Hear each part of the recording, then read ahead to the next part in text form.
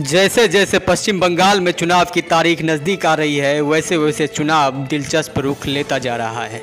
BJP और ममता के बीच सीधी जंग की तैयार होती ज़मीन पर हैदराबाद असदुद्दीन ओवैसी पहुंच चुके हैं।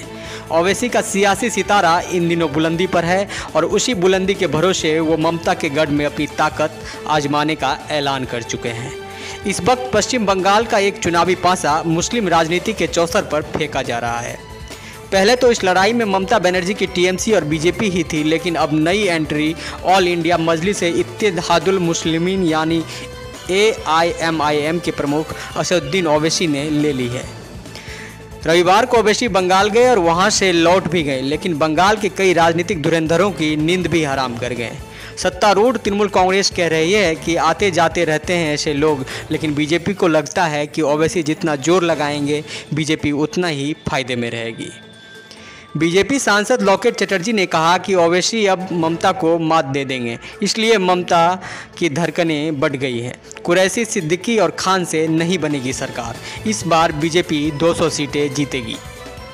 बीजेपी काफ़ी दिनों से ये नारा दे रही है कि अब की बार 200 पार। पश्चिम बंगाल में विधानसभा की 294 सीटें हैं, जिसमें 200 सीटें जीतने का मतलब हुआ कि 2/3 सीटों के साथ प्रचंड बहुमत। इस मंसूबे को कामयाब करने के लिए बीजेपी ने बंगाल की पहचान से जुड़ी महान शख्सियतों से वास्ता जोड़ा, लेकिन एक खटका बना रहा कि 28% मुस्लिम वोट अगर ममता के पक्ष में रहे तो उसका क्या होगा। लेकिन ओवैसी ने बीजेपी की उम्मीदों को उड़ान भरने के लिए नए पंख दे दिए हैं। बंगाल की राजनीति में बीजेपी पहली बार बेहद दमदार तरीके से धमक चुकी है। गृह मंत्री अमित शाह से लेकर पार्टी अध्यक्ष JP नड्डा जैसे बड़े बड़े नेता लगातार बंगाल दौरा कर रहे हैं। इन सभी नेताओं के निशाने पर ममता है और निशाने का हथियार सांप्रदायिक राजनीति है। पश्चिम बंगाल में मुसलमानों की आबादी करीब 28% है। वहां विधानसभा की 135 सीटें हैं, जहां मुस्लिम वोट 20% से ज़्यादा हैं।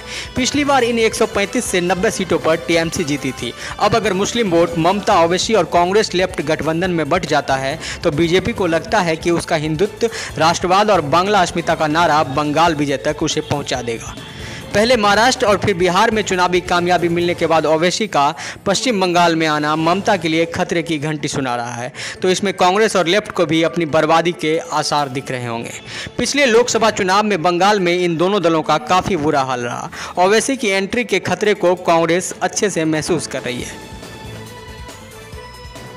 बीजेपी के सामने जीत का लक्ष्य और ममता के सामने अपने जीते हुए गढ़ को बचाने का।